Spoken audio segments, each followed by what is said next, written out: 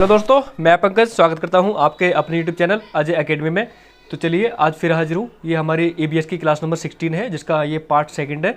First part में हमने कराया था पौधों के बारे में कुछ चर्चाएं की थी, उनके बारे में जाना था कि पौधे क्या होते हैं इस टाइप से। तो अब देखते हैं सब्जियों के बारे में कुछ जानेंगे कि सब्जियाँ क्या होती हैं। ठीक, तो चलिए बिना किसी देरी के आप शुरू करें और बने रहें लास्ट तक, ठीक है ना। तो अधिकतर सब्जियां पौधों के फूल होती हैं, ठीक है ना। ज़्यादातर सब्जियां जो होती हैं पौधों के क्या होते हैं, फूल होते हैं, ठीक है ना, फूल होती है। और कुछ सब्जियां पौधों का फल भी होती हैं, ठीक है ना। ज़्यादातर सब्जियां क्या होती हैं, पौधों के फूल भी होती हैं, और कुछ सब्जियां कुछ पौधे ऐसे होते हैं जो फल भी होते हैं। ठीक, अब बात करते हैं लोहे के बारे में, कुछ जानते हैं लोहा।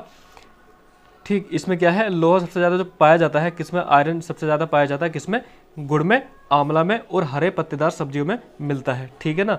सबसे ज़्यादा आयरन किस किस चीज़ें मिलती है, हमारी गुड़ में ज़्यादातर आयरन रहती है, आंवला में ज़्यादातर आयरन रहती है, और हरे पत्तेदार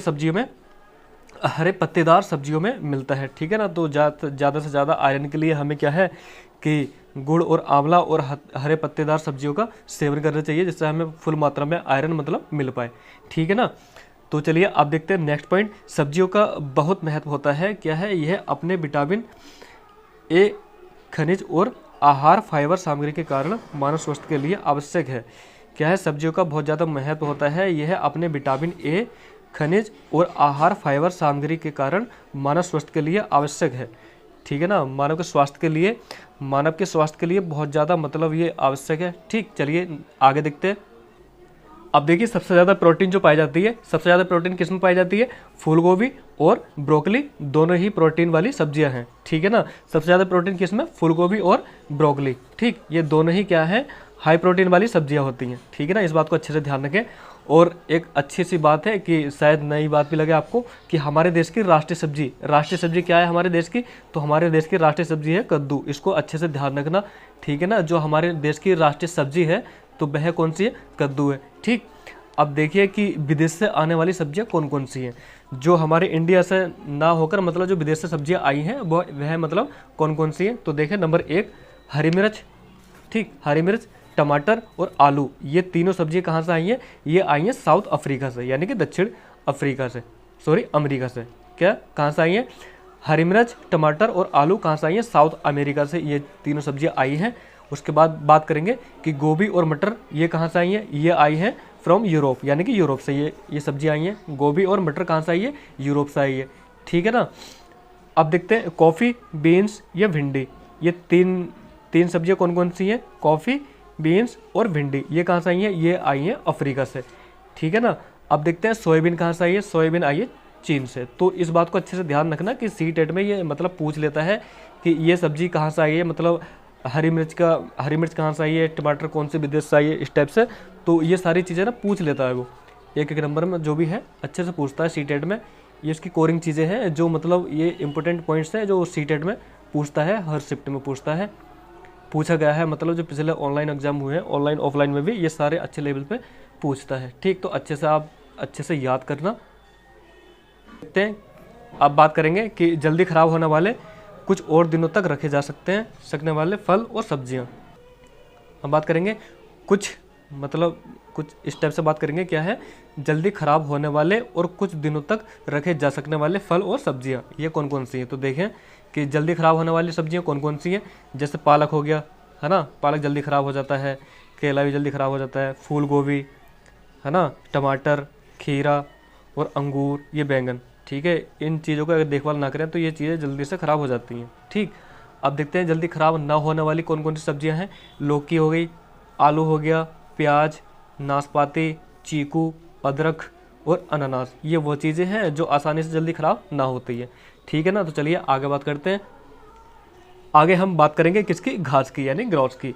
घास का पौधा जितना ज़मीन के ऊपर होता है वह उससे कहीं ज़्यादा ज़मीन के अंदर फैला हुआ होता है। आपने देखी होगी ना मैदानों में जो हमारी घास इस टाइप से रहती है, ठीक है ना। ये मान लो ये घास है, ठीक, तो ये घास जितनी पृथ्वी पर फैली हुई है, ज़मीन के ऊपर फैली हुई है ना, उससे कहीं गुना ज़्यादा ये पृथ्वी के ज़मीन के अंदर फैली हुई होती है, ठीक है ना। इसलिए बहुत ज़्यादा मजबूत होती है ये, और ये आसानी से उखड़ती नहीं है, ये खुरपी टाइप की आती है, उससे ये उखाड़ी जाती है करके इस टाइप से। तो चलिए थोड़ा और देखते हैं कि ज़मीन के अंदर फैला हुआ होता है। ठीक, क्या है, घास का वह पौधा, घास का पौधा जितना ज़मीन के ऊपर होता है उससे कहीं ज़्यादा ज़मीन के अंदर फैला हुआ होता है।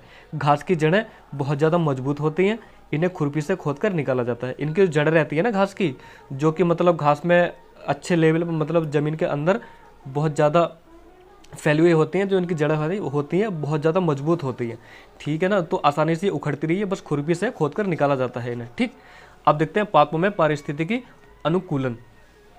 ठीक, इसकी बात करते हैं। नेक्स्ट टॉपिक आ गया पादपों में पारिस्थितिकी अनुकूलन यानी इकोलॉजी अडेप्टेशन इन प्लांट।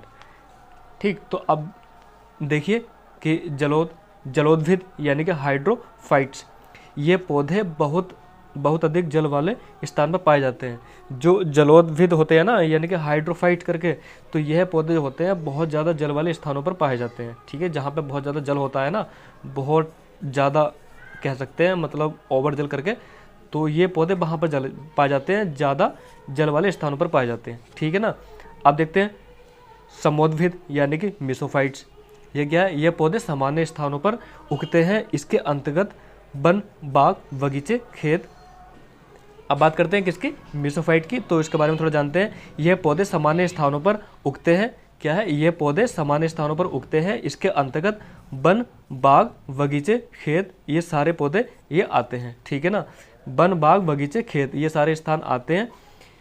आदि में उगने वाले सभी सामान्य पेड़ पौधे आते हैं। ठीक है ना, क्या है, यह पौधे सामान्य स्थानों पर उगते हैं। जैसे सामान्य स्थान कौन कौन से हो गए हमारे, वन, बाग, बगीचे, खेत आदि में उगने वाले सभी सामान्य पेड़ पौधे आते हैं। ठीक, अब बात करेंगे मरुद्भिद की।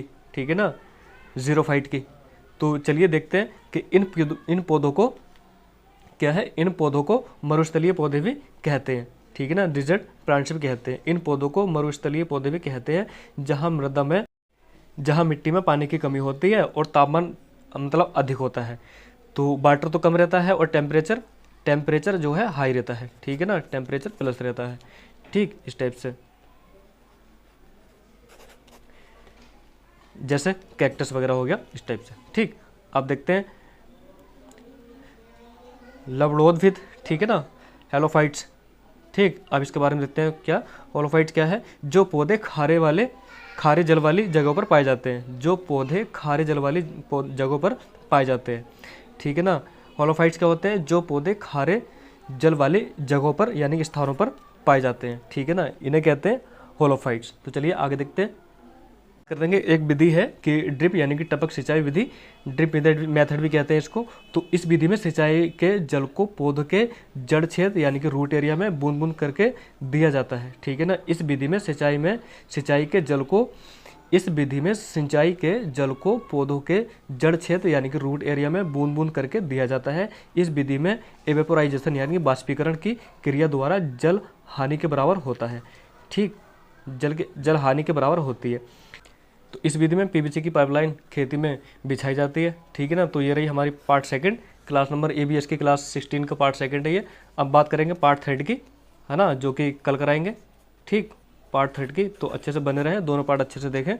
इस साइड का कोई क्वेश्चन नहीं आएगा। ठीक है, अगर वीडियो अच्छी सी लगी हो तो आप लोग कमेंट में ज़रूर बताएं। ठीक, और बने रहें अगर अजय एकेडमी के साथ। ठीक है, मिलते हैं नेक्स्ट वीडियो में, तब तक के लिए बाय, और वीडियो देखने के लिए थैंक्स।